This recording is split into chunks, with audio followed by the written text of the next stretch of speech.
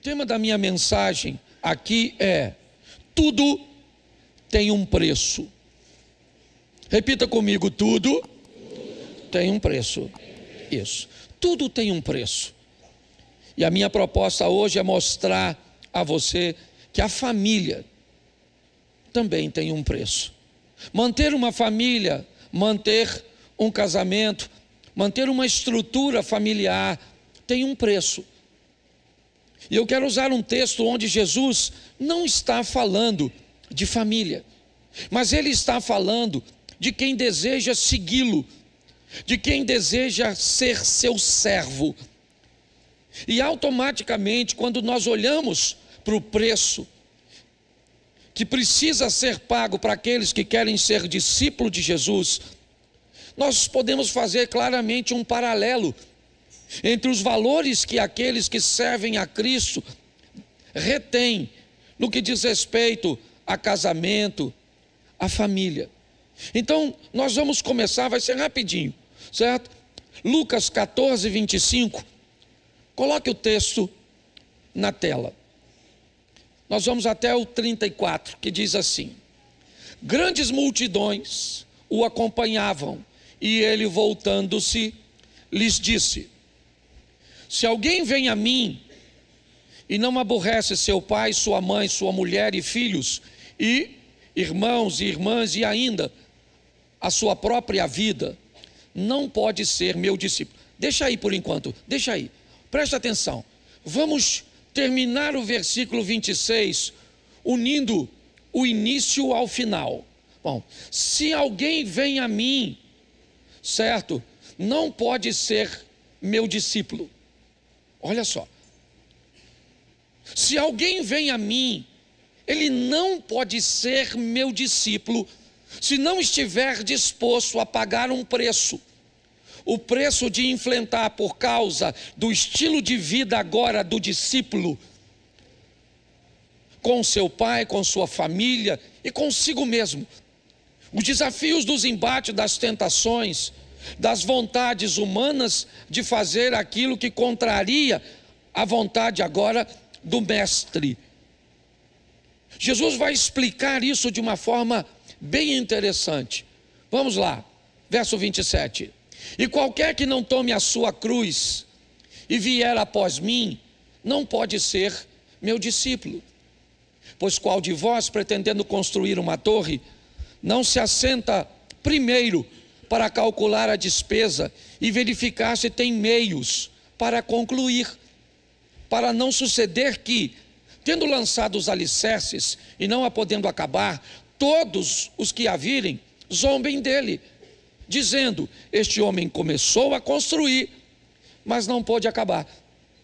Ou qual é o rei que, indo para combater outro rei, não se assenta primeiro para calcular se com 10.000 homens poderá enfrentar o que vem contra ele com 20.000? Caso contrário, estando o outro ainda longe, envia-lhe uma embaixada, pedindo condições de paz. Assim, pois, todo aquele que dentre vós não renuncia a tudo quanto tem, não pode ser meu discípulo. O sal é certamente bom, caso, porém, se torne insípido, como restaurar-lhe o sabor? Nem presta para a terra, nem mesmo para o montouro. Lança-o fora. Quem tem ouvidos para ouvir, ouça. Olhe para mim, porque eu quero começar por aqui, onde Jesus começa a explicar o preço para servi-lo. A base que aquele que tem sã consciência deveria colocar antes de fazer alguma coisa. Aqui ele usa o exemplo da torre e diz que todos que vão construir uma torre deveriam descobrir o preço da torre antes de começar a construção. Aqui diz: aquele que vai à guerra deveria conhecer bem suas forças e material bélico e as forças e material bélico de seu inimigo. Para quê? Para que ele não pare a construção no meio do caminho e para que ele não perca a guerra. Jesus está falando da condição de entender que tudo tem seu preço e nada é de graça. Talvez a moeda com que se pague as coisas nem sempre seja o dinheiro, nem sempre seja coisas materiais. Mas às vezes você vai ter que pagar com favor, porque favor não se paga com dinheiro, favor se paga com favor. Às vezes você vai ter que pagar com tolerância, às vezes você vai ter que pagar com silêncio. Às vezes a forma de pagamento é ter que fazer alguma coisa, mesmo sem querer, porque essas também são formas de pagar.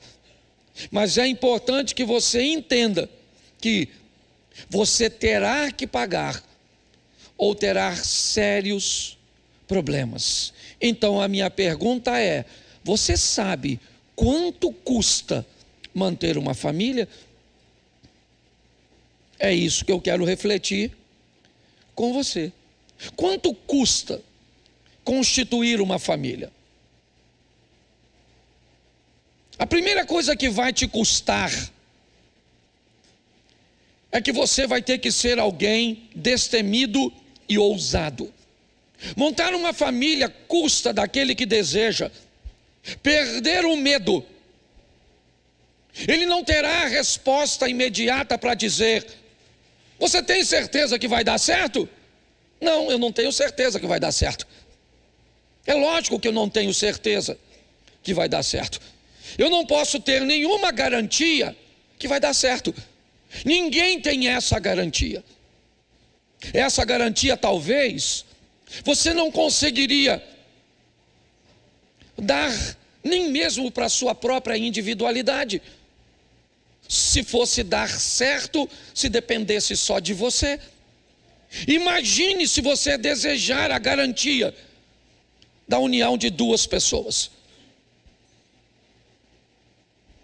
Quem vai casar precisa vencer o medo, a insegurança.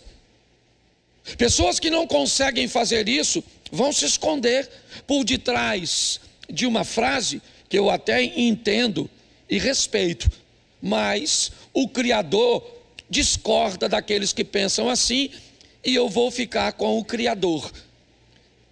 Quando Deus cria o homem sozinho. E logo depois ele diz que não é bom que o homem esteja. Então, quando alguém diz que opta por ficar sozinho, eu entendo isso. Tá certo? Ah, mas o apóstolo Paulo, ele também deu conselhos. Sim, mas ele disse: assim digo eu, não o Senhor. Na ótica de Deus, se casar é importantíssimo, e não mais simplesmente para crescer e multiplicar não, viu gente? Porque tem mais de 8 bilhões de pessoas no planeta.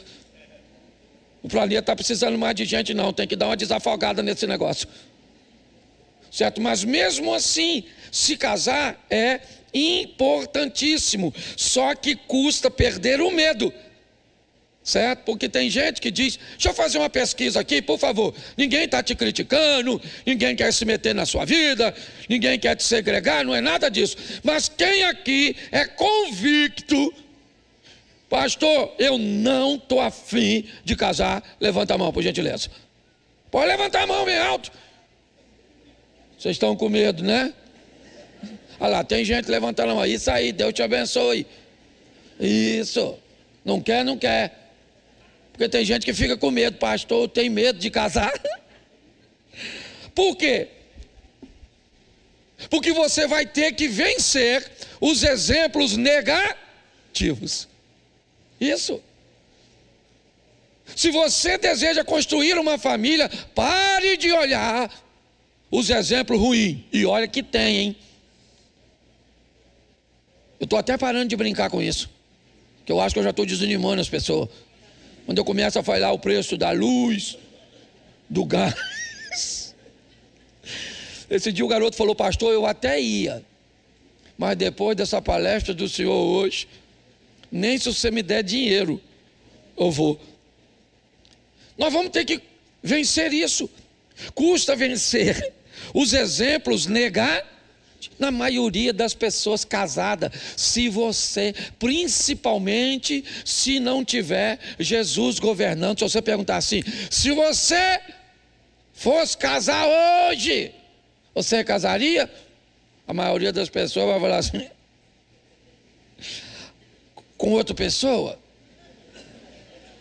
Porque com a mesma não aprendi a lição.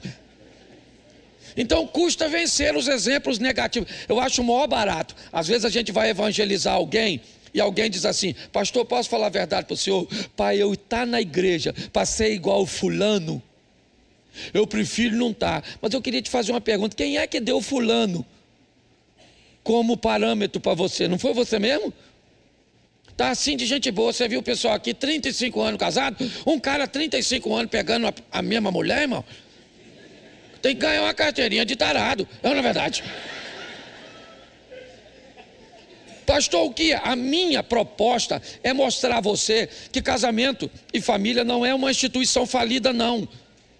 Esse dia eu estava falando isso e alguém falou, ô pastor, acorda, em que mundo você está? Porque no mundo que eu estou, está todo mundo tendo conflito e se divorciando. Eu falei, meu filho, então muda de mundo. Porque no mundo que eu estou, tem gente nadando de braçada, construindo uma história extraordinária, sendo felizes, vencendo, construindo uma família linda. Então venha para o meu mundo. E ele e deve ter ido para o inferno. Outra coisa que você precisa vencer na hora de entrar num casamento, certo? De um relacionamento. É parar com esse negócio e levar uma rota de fuga junto. Se não der certo. Não, eu vou até casar. Mas se não der certo, não der certo. Casamento não tem rota de fuga nem saída de emergência. A porta do casamento é para baixo. Mais ou menos 1,20 m por 2 e uns quebradinhos. 1,50 m de fundura, você vai deitado para descansar, quer? Você está rindo, mas o assunto é sério. Então custa sim, custa. Formar uma família, custa ousadia. Tem gente ousada aí? Levanta a mão, só os casados. Isso aí, Deus te abençoe, te dê força para levar esse projeto até o final, glória a Deus. Certo? Segunda coisa que vai te custar, se você quer montar uma família, você tem que entender qual será.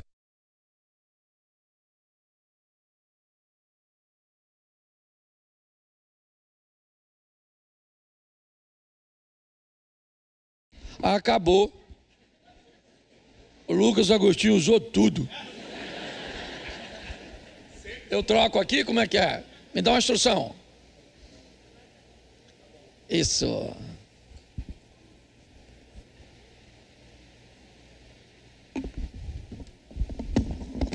É ao vivo.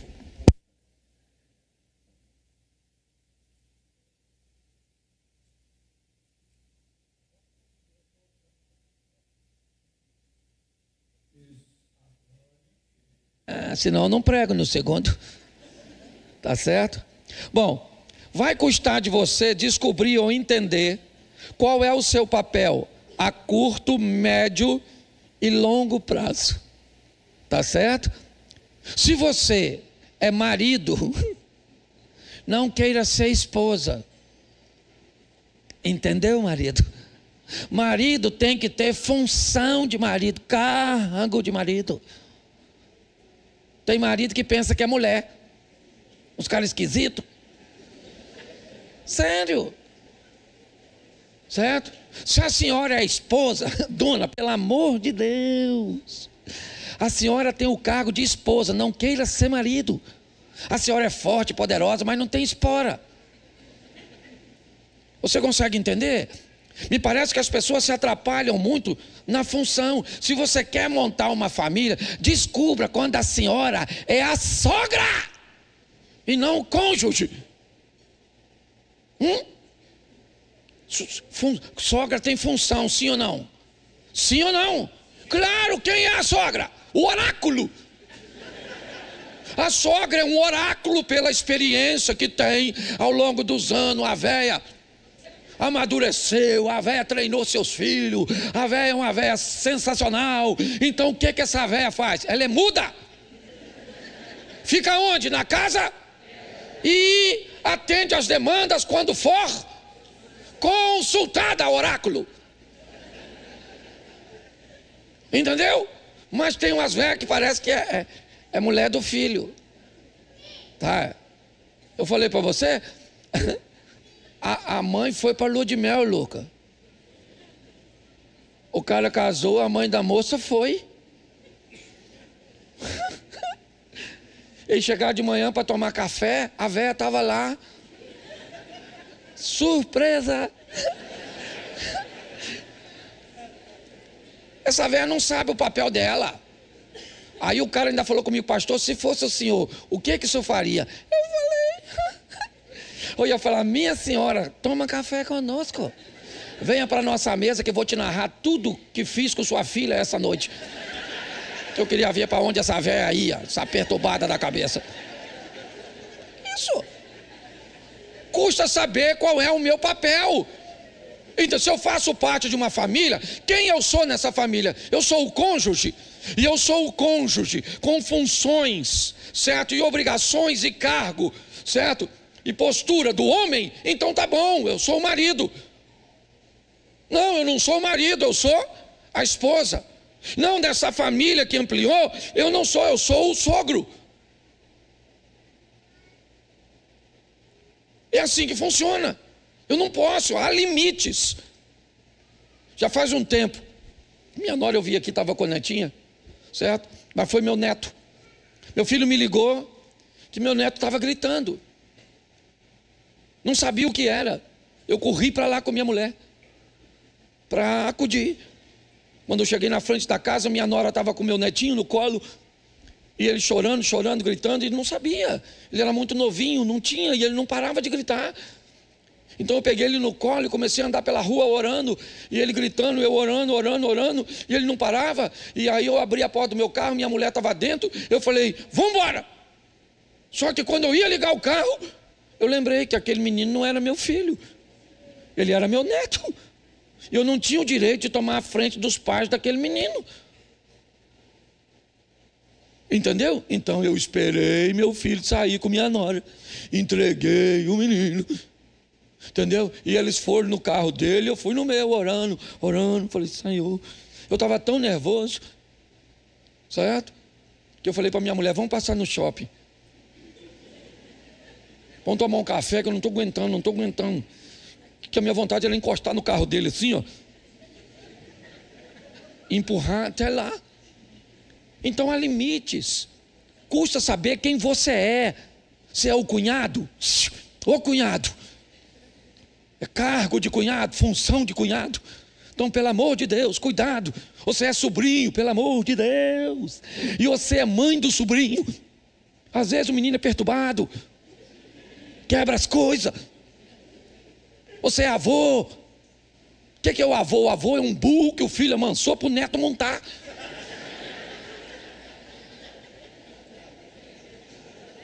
A grande verdade é essa. Eu preciso saber quem eu sou. Não, pastor, eu sou o pai. Não sou o pai, eu sou o padrasto. Se ser pai já é difícil, padrasto e madrasta é para gente assim. Eu não servia, porque eu não tenho sabedoria para isso.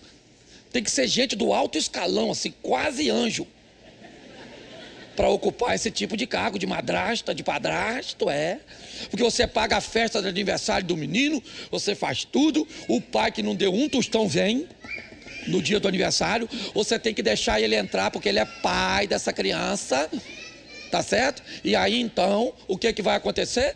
Ele vai olhar para o filho dele, que você pagou a festa, e vai falar assim, e aí filhão, tá gostando da festa? E ainda vai ficar de olho na sua mulher, que é ex dele, e agora tá maneira, porque tu tá cuidando. E o menino torcendo para a restauração da família deve estar falando, pega pai. Você consegue entender? A função, ela é extraordinária. Quem eu sou? Eu sou um enteado. Ok? Eu preciso saber o quanto custa. Quanto custa ser um enteado? Quanto custa ser um padrasto? Quanto custa ser uma madrasta? Quanto custa ser um avô? Quanto custa ter um sobrinho? Talvez não ser Mas ter um sobrinho, ter um cunhado, certo? Ter um sogro, uma sogra, quanto custa isso? Quanto custa ter um cônjuge?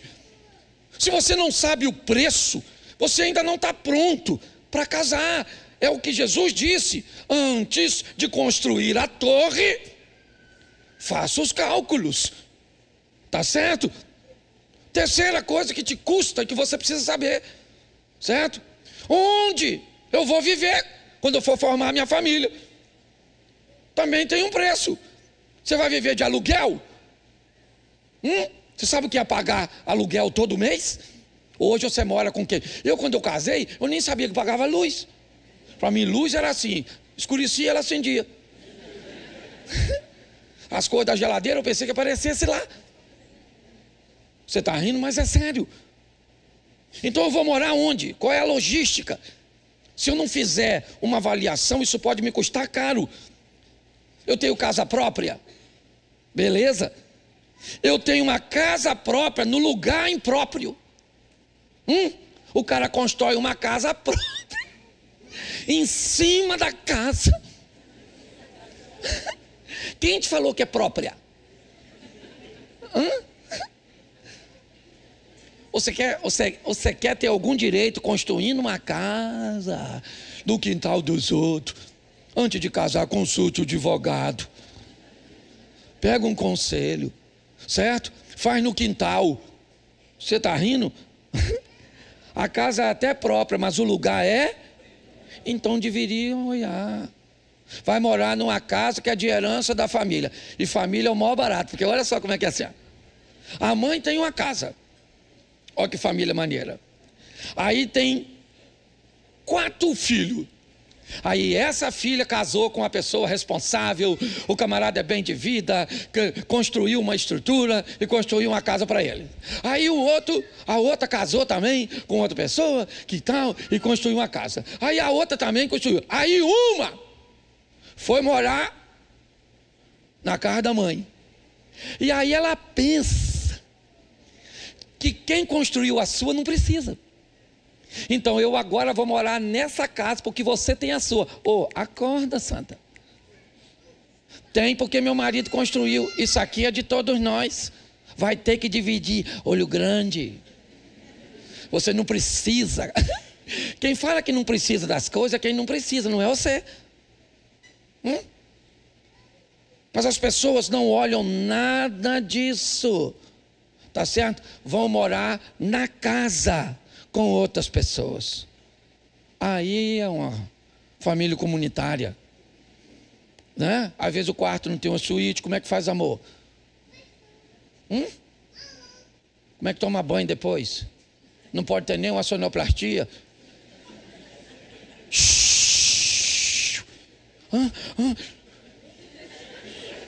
Vai acordar os outros.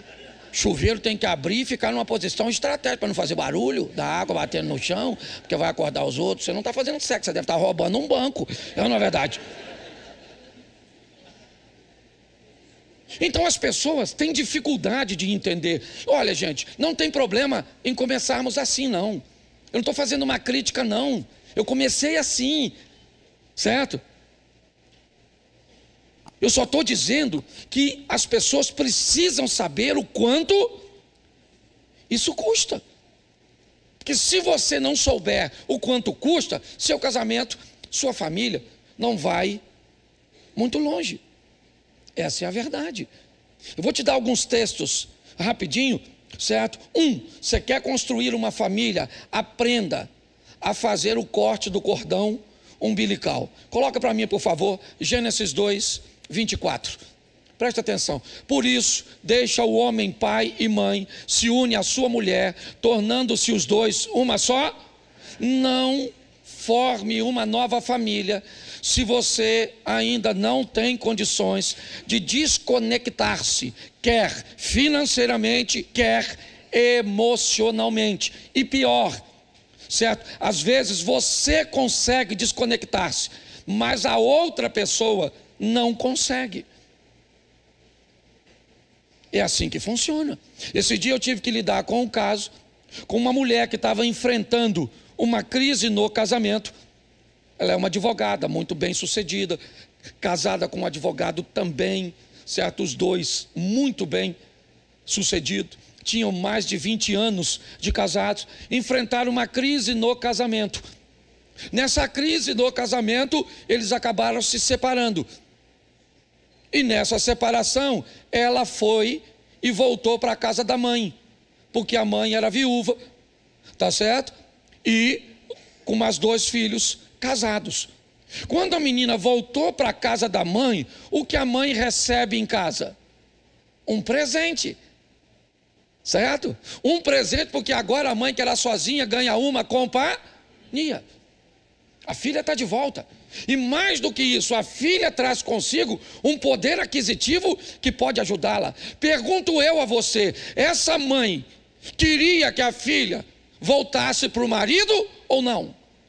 É claro que não, porque a mãe olhava os seus benefícios. Agora ela tinha a grana da filha, a presença da filha, e nem a filha estava entendendo. Foi ela que me procurou, para que eu a ajudasse, porque ela não queria magoar a mãe, porque a mãe falava horrores do marido, certo? Simplesmente porque não queria perder a presença e os recursos da filha. Então é muito importante nós pegarmos essa linha, sabe, do cordão umbilical e colocarmos a nossa família no seu devido lugar. Ah, pastor, mas a Bíblia diz, honra o teu pai e a tua mãe. É isso aí.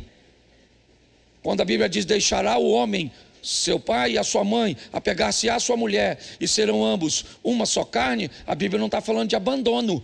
Não, não é isso não. Certo? O que a Bíblia está falando é sobre um distanciamento seguro, ok? É de um ambiente onde o seu cônjuge possa te respeitar, possa te admirar pela postura que você foi capaz de tomar depois de casado. É assim que funciona. 5, certo? O cônjuge abaixo de Deus e acima de tudo. Repita comigo, o cônjuge abaixo de Deus e acima de tudo. Bota para mim Mateus 22, 37. Dá uma olhada nesse texto. Respondeu-lhe Jesus, amarás o Senhor teu Deus de todo o teu coração, de toda a tua alma e de todo o teu. Entendi? Este é o primeiro, este é o grande primeiro. Verso seguinte, o segundo, semelhante a este é, amarás o teu, como, preste atenção aqui, eu já falei isso, mas eu preciso mostrar a você, Deus acima de tudo, sim ou não? Agora o texto diz, ame o próximo como, então a Bíblia está dizendo, ame a Deus primeiro, depois ame a quem? Ame a quem? Não, lê o texto. O texto não está falando isso. O segundo é semelhante a este, amarás o teu, como? Então o texto está mandando eu amar quem depois de Deus? Eu. Ame o próximo como eu amo a mim. Todas as vezes que você amar outra pessoa mais do que você está se colocando num ambiente onde você pode viver um relacionamento abusivo. Quando as pessoas descobrem que você gosta mais dela do que de você, você vai ter problema, seja ela seu filho, seja ela, deixa seu filho descobrir que você gosta mais dele do que de você, e você vai ver o que ele é capaz de falar com você, de fazer com você. Mas o dia que seu filho descobrir que você se ama antes dele, porque era assim que os nossos pais nos trouxeram até aqui, foi assim. Você nunca, pelo menos eu não lembro, na minha época de garoto, de ver uma mãe ou um pai perguntando para o filho se você me ama. Você me ama, meu filho? Fala. Fala se você ama mamãe. Fala. Ama, não ama? Quem me criou foi minha tia, e eu louvo a Deus, irmã do meu pai. Minha tia falava comigo: meu filho, eu não quero nem saber se você gosta de mim. Eu só quero que você me respeite, que eu quebro você no cacete, ô garoto. Você vai ser uma pessoa de bem, você não vai se meter com o filho dos outros, você não vai envergonhar o nome da sua família, você vai respeitar os mais velhos, você vai pegar tudo que é dos outros, não é seu. E se você não aprender, eu rebento você aqui. Eu vou denunciar, senhora, para o conselho tutelar. Eu bato no conselho tutelar, eu bato no Alexandre de Moraes, eu bato no Flávio Dino, eu bato em todo mundo. Era ou não era? E pronto, acabou. E nós chegamos até aqui. Louvado seja Deus por isso. Então nós temos que aprender a gostar de nós mesmos. Tá bom, a senhora vai casar? Seu marido é mãe, tá bom, é um lorde. Mas a senhora fala para ele: ô senhor maluco, escuta uma parada, eu gosto de você pra caramba, eu gosto mais de mim, tá bom? Não esquece disso não, que o dia que você esquecer eu lembro. Você tem que fazer isso, senão já era. Tá certo? Custa você ter que estabelecer um limite. É assim que funciona. Ame-se mais do que você ama o outro. A Bíblia diz: ama o próximo. Qual é o limite? Como? Ama o próximo como a ti. Não ame mais do que você só ama a Deus e pronto, acabou. Aí você consegue ir longe. Bota Mateus 19:5. E que disse: por esta causa deixará o homem pai e se unirá, tornando-se os dois uma só. Bom, aqui nós temos uma proposta, a proposta de uma fusão. Casamento não é uma união, certo? Se fosse uma união, dava para quebrar. Não que não dá para quebrar, é lógico que dá. Tá certo? O divórcio só acontece porque, preste atenção, aprenda uma coisa nessa vida. Tudo, pastor, mas Deus não é poderoso? Sim. Tudo aquilo que Deus diz que você não pode fazer, não pode. Você não pode. Não adianta. Se ele falou que não pode, se ele criou o não pode de verdade, não pode, nem que você queira. Você pode, sem equipamento algum, passar 10 minutos debaixo d'água, sim ou não? Sim ou não? Porque não pode. Você pode divorciar, sim ou não? Sim ou não? Pode. Porque se não pudesse, certo? Você não teria como. Você pode voar sem usar um equipamento? Não. Então, quando Deus criou, e criou muitas coisas que não podemos fazer, existem coisas que não devemos fazer, mas podemos. Eu preciso entender que me custa entender que o casamento é uma fusão entre duas pessoas. Eu não sou unido com a minha mulher, eu me fundi, sabe? É como misturar o café no leite. Isso é uma fusão. Não tem como mais separar. Lembra quando você ia naqueles encontros de casais que davam 2 massinhas e mandava você ficar misturando a massinha? E depois a massinha ficava de uma cor? Não era a cor de uma, nem a cor de outra. Era a mistura das duas. Certo? Isso é uma fusão. Então eu tenho que saber que me custa entender que eu me fundi com a minha mulher. E nessa fusão, nem sempre prevalece meus horários, nem sempre prevalece meu querer, nem sempre prevalece minha razão. Por quê? Porque eu não estou mais sozinho no casamento, tem outra pessoa comigo. É assim que funciona. Pastor, mas eu não concordo com isso. Então não se case. É assim que funciona. Tá certo? Mas se você for se casar, entenda que o casamento exponha você a uma fusão. Algumas coisas importantes que eu preciso falar com vocês. Não vou dar o texto aqui para acelerar. No segundo, né, eu falo um pouco mais. Bom, levanta a mão todos os homens casados. Isso, você que não casou precisa levantar não. A Bíblia diz que você tem a obrigação, não é se você quer, de amar a sua mulher. Segura essa aí, querido. Pastor, eu amo. O que é amor? Deixa eu te fazer uma pergunta. O que é um bolo? Para ficar bem simplesinho. O que é um bolo? Um bolo é trigo, sim ou não? Um bolo é açúcar? Um bolo é ovos? Manteiga? Leite? Fermento? Sim ou não? Então isso é um bolo. Então quando você fala amor, você não tem como resumir amor a uma palavra só. Então preste atenção, porque essa é uma carga que nós vamos carregar. Se você gosta ou não, machão, foi para tuas costas, entendeu? Hashtag chupa essa manga. Tá certo? O que é amar? Amar é prover. Homem é provedor. A mulher prover, louvado seja Deus, está trazendo bastante coisa para casa, mas essa Deus botou aqui, ó, nas tuas costas, ô marmanjão. Provisão. Outra coisa, proteção. Tu tem que proteger, maluco. Se alguém for atirar nessa mulher, o que você faz? Esse dia eu vi na internet um casal que foi assaltado. O marido rapou fora, maluco.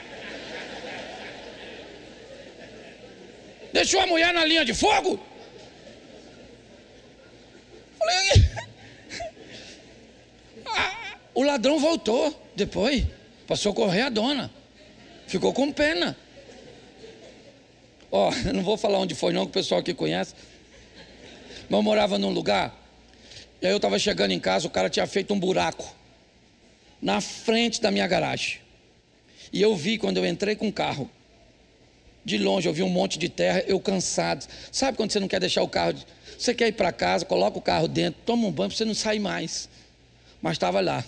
E eu já vim de longe, falei, rapaz, se não pediu a minha mulher para cavar o buraco, eu vou arrumar uma confusão.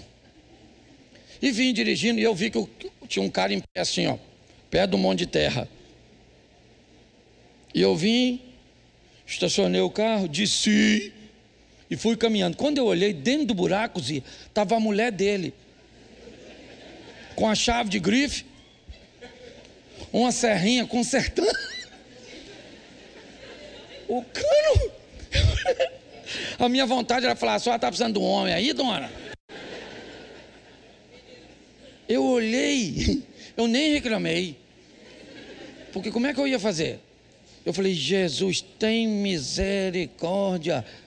Então, presta atenção, ô maridão, é obrigação tua proteger essa dona. Ninguém grita com a sua mulher, rapaz. Eu lembro, meu garoto mais velho, um dia eu cheguei em casa, minha mulher estava chorando. Eu falei, o que foi? Ela falou, o Caio gritou comigo. Eu falei, gritou com você? Fui lá no quarto dele, abri a porta, ele falou, o que foi, pai? Eu falei, eu não sou seu pai, eu sou marido da mulher que você gritou. Ele falou, o quê? Eu falei, é isso aí mesmo, rapaz, você não grita com minha mulher não, maluco? Falei alto que é para ela escutar lá na sala, que a propaganda é a alma do negócio. É ou não é verdade? Dei-lhe uma correção nele, cheguei na sala, os olhos dela estavam desse tamanho, brilhando, como que ele chegou, o machão, o Stallone. O cara, você tem que defender sua mulher, rapaz. É obrigação sua, isso faz parte do amor. Outra coisa, respeitar sua mulher. A mulher é sua, rapaz. Nunca chama uma mulher de gorda. Ela engordou, tá vendo, pastor? Tô vendo, miserável. A balança também já viu, todo mundo já viu. Mas ninguém tá falando, só você, sua besta. Pastor, olha como é que se envelheceu. Esse dia, desculpa, estou na minha igreja, eu posso falar, tá bom? Você que está visitando, estão gravando isso? Então, né? Aí tem que ter sabedoria para falar, né? Mas eu falei, a mulher veio chorando para mim e falou, pastor, ele falou que eu estou velha, que o meu cheiro já não é legal. O que eu faço? Eu só falo que ele tem um pintinho pequenininho, fala com ele.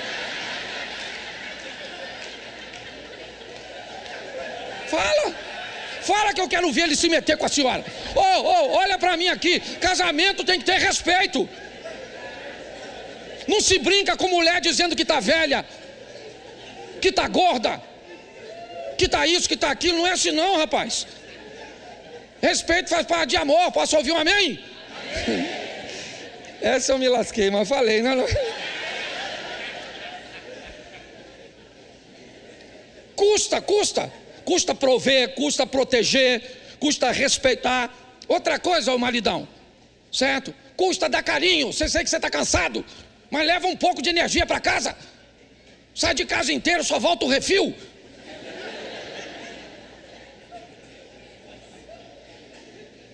A mulher fala, passa o rodo no banheiro.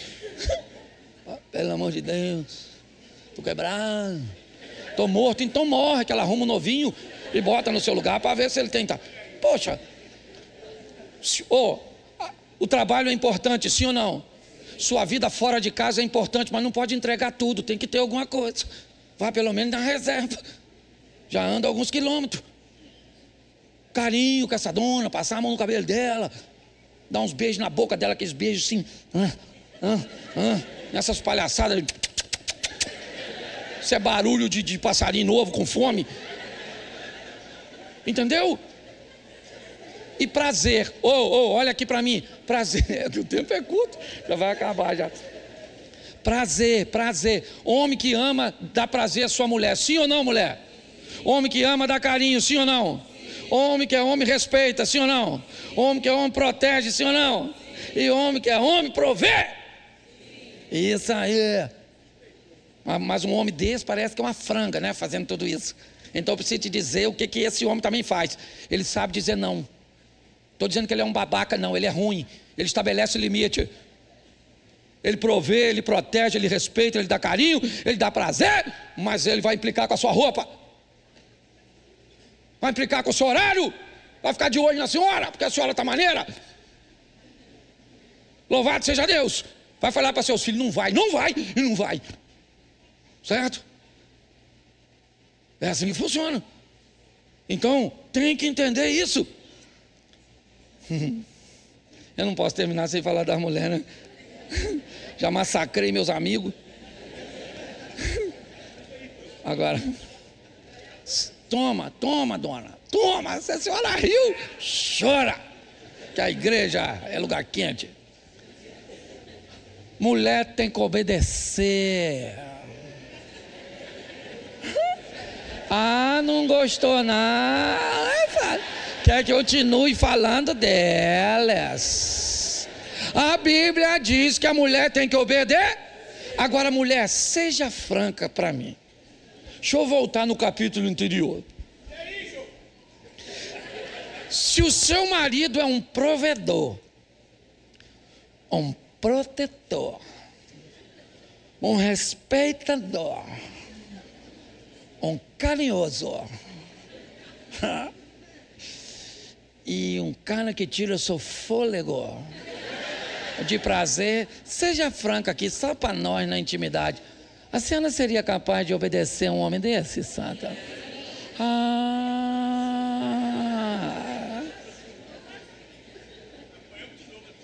Apanhou de novo, mas vou bater nela, espera aí. Presta atenção, o que é obedecer para um homem?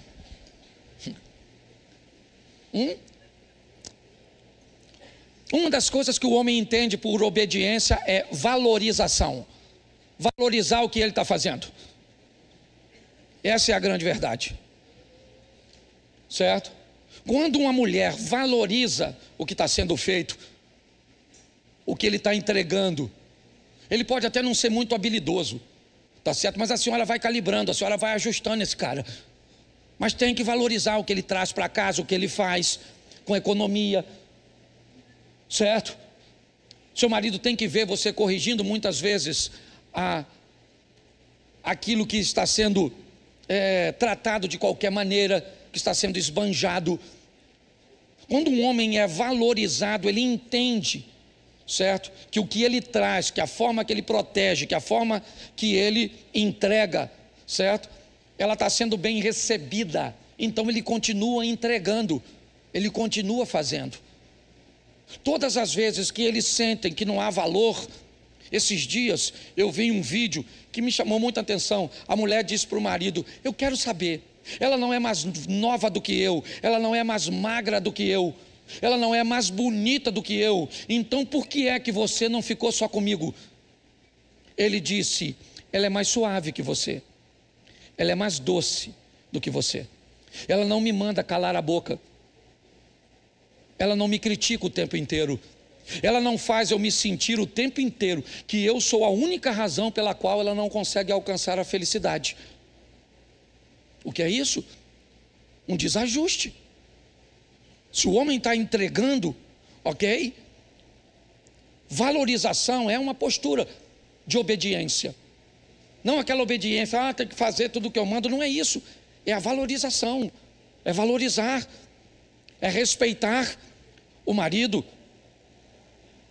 Sabe quando você respeita o seu marido? Não é quando você engole tudo que ele está falando, mas quando você em público segura e no privado fala. O marido entende isso como obediência. Passou do limite, você notou que ele está nervoso, ele errou na medida, está certo, cala a sua boca. Mas quando chegar em casa, fala: senta, querido, senta, porque eu sou uma só com você. Eu não quis te envergonhar porque eu te respeito, eu te valorizo, mas você passou do limite, não poderia ter feito assim, você não poderia ter se comportado desse jeito. Isso é respeito, isso para um homem é obediência. Essa é a grande verdade. As pessoas estão trocando as palavras, estão colocando em ambiente equivocado, e aí os resultados são ruins. A gente fala essa palavra, submeta-se, né? Parece esquisito, mas se for biblicamente, vai dar bem certinho, tá certo? Então aprenda a respeitar, respeite seu homem. Assim que ele passar do limite, às vezes a senhora nem precisa falar depois que criou o hábito, a senhora só faz assim, ó: querido, vamos embora? Deus abençoe, gente. Vamos embora, baixa a cabeça e vai embora. Vendeu uma imagem de respeito ao seu marido, mas quando você for embora, certo? Ele já sabia que tinha passado o limite porque se descontrolou, e ele sabe que tipo de mulher ele tem. Para terminar, carinho e prazer. A mesma coisa que o homem te entrega, seja carinhosa, dona. Seja carinhosa com esse homem, tá assim de mulher, ó, o homem está em falta, o homem sumiu. O homem de verdade, aqueles, você quer ver? Pega para um homem, avisa o pessoal aí que vou atrasar um pouquinho, tá bom? Não sou pastor nessa jossa. É porque eu preciso fazer. Mas entenda bem, é importante, certo? Nós entendermos esse ambiente onde nós vamos mostrar, né, para o nosso cônjuge o respeito, a admiração, ser carinhosa com esse homem, tá bom? Porque se você entrega carinho, isso para ele é obediência. Se você o corrige num ambiente privado, isso para ele é obediência. Se você o valoriza, isso para ele é obediência. Não é virar uma vaquinha de presépio, abrir mão de seus valores e de seus princípios para um homem mandar em você. Não é isso não. É uma cumplicidade onde todos entendem a sua tarefa. É assim que funciona. E prazer também, dona. Tem que oferecer prazer para o seu marido, entendeu? Todas as vezes que vai fazer amor, parece que vai para o martírio. Então vamos.